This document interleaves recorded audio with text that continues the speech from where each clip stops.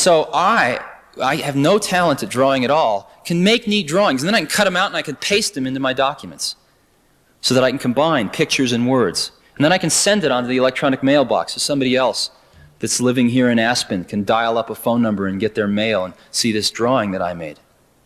So we're starting to break out, and you can just see it now. And it's really exciting.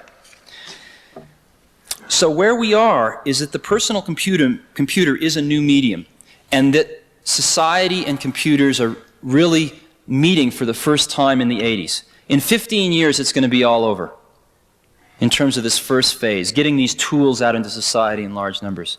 But during the next 15 years, if we have an opportunity to do it great or to do it so-so. And what a lot of us at Apple are working on is trying to do it great.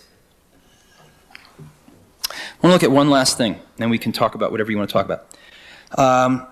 What is a computer program? Do you know what a computer program is? Anybody? No? Sort of? Sort of. It's an odd thing. It's really an odd thing. You can't, you've never seen an electron, but computer programs have no physical manifestation at all. They're simply ideas expressed on paper. Computer programs are archetypal. What do I mean by that? Let's compare computer programming to television programming. Again, if you go back and you look at the tapes of the JFK funeral in 1963, I guess, you'll start to cry. You will feel a lot of the same feelings you felt when you were watching that 20 years ago. Why?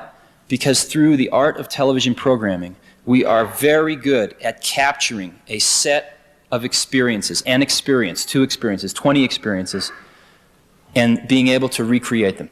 We're very good at that. It takes a lot of money, and it's somewhat limited, but we can do a pretty good job of that. You can really feel the excitement of Neil Armstrong landing on the moon. Computer programming does something a little different. What computer programming does is it captures the underlying principles of an experience. Not the experience itself, but the underlying principles of the experience.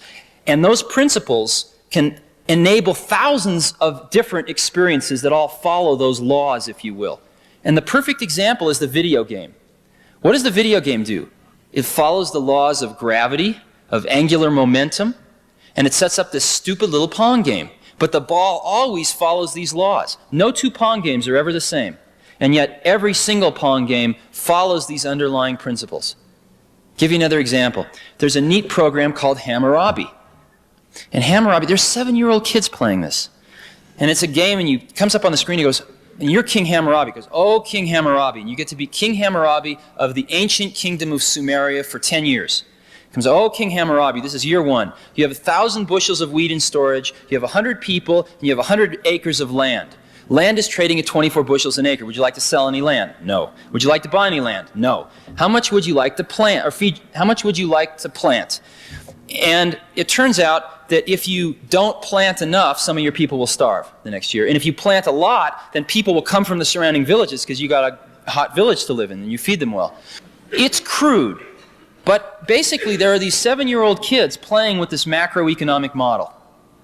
And you can argue about the content of the model, but one thing you can't argue about, they will sit there for hours and play that and learn.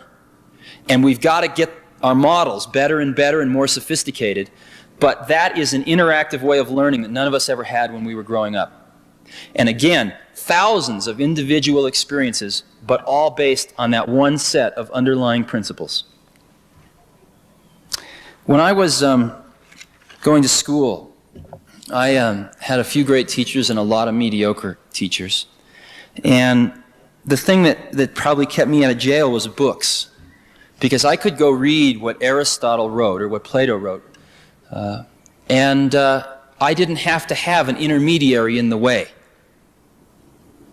And a book was a phenomenal thing. It got right from the source to the destination without anything in the middle. The problem was you can't ask Aristotle a question. And I think as we look towards the next 50 to 100 years, if we really can come up with these machines that can capture an underlying spirit or an underlying set of principles or an underlying way of looking at the world, then when the next Aristotle comes around, maybe if he carries around one of these machines with him his whole life, his or her whole life, and types in all this stuff, then maybe someday after the person's dead and gone, we can ask this machine, hey, what would Aristotle have said? What about this? And maybe we won't get the right answer, but maybe we will. And that's really exciting to me. And that's one of the reasons I'm doing what I'm doing. So what do you want to talk about?